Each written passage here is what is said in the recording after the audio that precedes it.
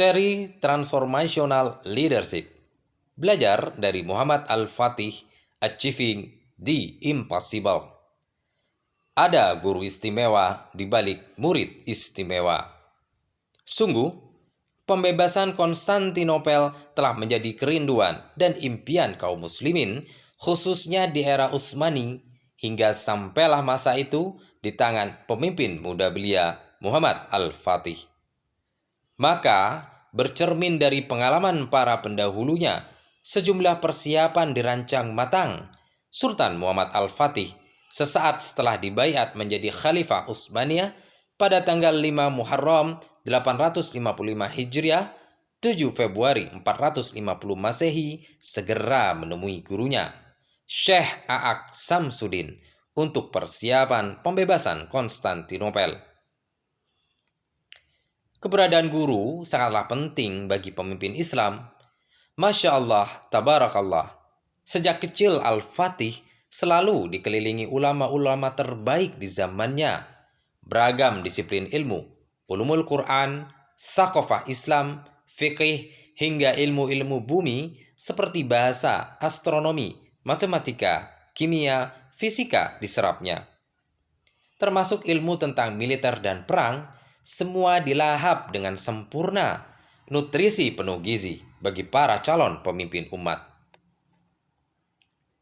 Ya, Sultan Murad, sang ayah memang mencarikan dan menugaskan ulama terbaik di zamannya untuk tugas istimewa itu. Adalah Syekh Ahmad Al-Qurani dan Syekh A'aq Samsuddin, dua ulama istimewa di zamannya. Sesungguhnya banyak lagi ulama istimewa yang ada saat itu, namun qadarullah, beliau berdualah yang mendapat kesempatan istimewa ini. Siapakah Syekh Ahmad Al-Qurani? Imam Suyuti menggambarkan, sesungguhnya ia adalah seorang berilmu lagi faqih. Para ulama pada zamannya telah menjadi saksi atas kelebihan serta konsistensi beliau. Beliau melampaui rekan-rekannya dalam ilmu ma'kul dan mankul, mahir dalam nahu, ma'ani, dan bayan, serta fikih, juga masyhur dengan berbagai keutamaan.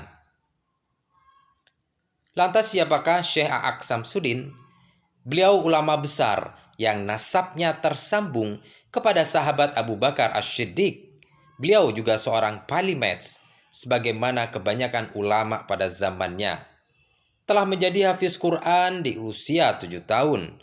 Sangat ahli dalam ilmu-ilmu biologi, kedokteran, astronomi, dan pengobatan herbal. Belakangan, ilmu astronominya sangat berperan menjadi pertimbangan kapan waktu yang tepat untuk membebaskan Konstantinopel. Apa itu polymath? Polymath itu sosok yang menguasai keahlian lebih dari satu bidang ilmu. Begitulah peradaban Islam, selalu melahirkan sosok-sosok istimewa di sepanjang sejarahnya. Allahu Akbar. Masya Allah, tabarakallah. Sungguh beruntung siapa saja yang mendapat kesempatan menimba ilmu langsung dari beliau berdua. Intensitas pembelajaran, konsistensi, pendampingan, ketaatan penuh pada syariat yang berpadu pada keteladanan dan keluasan serta kedalaman ilmu, biiznillah wa binasrillah, telah membentuk karakter Al-Fatih muda sebagai pemimpin transformasional sejati, pemimpin Ansarullah. Keduanya telah berperan sebagai guru, coach, mentor, supervisor, dan juga sahabat yang terus mendampingi. Dan yang paling mengesankan adalah keduanya, terutama Syekh A'aq Samsuddin, terus-menerus tak kenal jemu mengingatkan Al-Fatih tentang mimpi besar pembebasan Konstantinopel, sekaligus peta jalan mewujudkannya. Terus memberikan afirmasi positif penuh keyakinan bahwa Al-Fatihlah ahlul bisyarah itu, agar Al-Fatih muda layak memenuhi kriteria pemimpin terbaik sesuai arahan Nabi Sallallahu Alaihi Wasallam. Keduanya menjaga agar Al-Fatih selalu di jalan ketaatan. Untuk itu, keduanya tak segan menegur keras Al-Fatih muda ketika didapati melanggar syariah Allah, benar-benar mendidik penuh totalitas.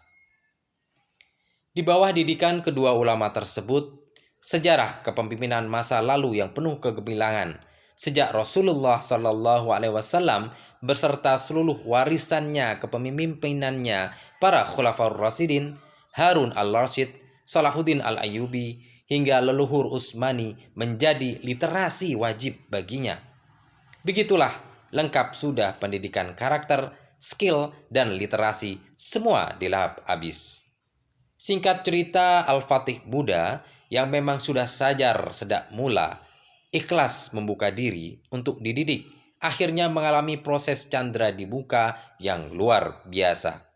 Hasilnya, dalam umur kurang dari 17 tahun, 4 tahun sebelum menaklukkan Konstantinopel, Al-Fatih sudah menguasai 8 bahasa, sejarah, geografi, syair, dan puisi, seni, dan banyak ilmu teknik terapan, serta keahlian di bidang militer dan perang. Bi'ah soliah, sholat, tahajud, duha, saum sunnah, tadarus tak pernah ditinggalkannya. Bahkan hingga beliau dipanggil pulang oleh Robnya, Masya Allah, Tabarakallah. Meminjam kalimat syarat makna dari Syekh Profesor Dr. Umar As-Sufyani, apa yang diperoleh Al-Fatih tak lepas dari sikapnya yang memuliakan guru-gurunya. Jika seorang murid berakhlak buruk kepada gurunya, maka akan menimbulkan dampak yang buruk pula, yakni hilangnya berkah dari ilmu yang didapat, tidak dapat mengamalkan ilmunya, atau tidak dapat menyebarkan ilmunya. Muliakan gurumu agar berkah ilmumu. Inilah kunci rahasia pertama yang membuka istana ilmu yang sedemikian luas dan megah bagi pembentukan sosok Al-Fatih Buddha. Maka benar sekali, ada guru istimewa di balik murid istimewa.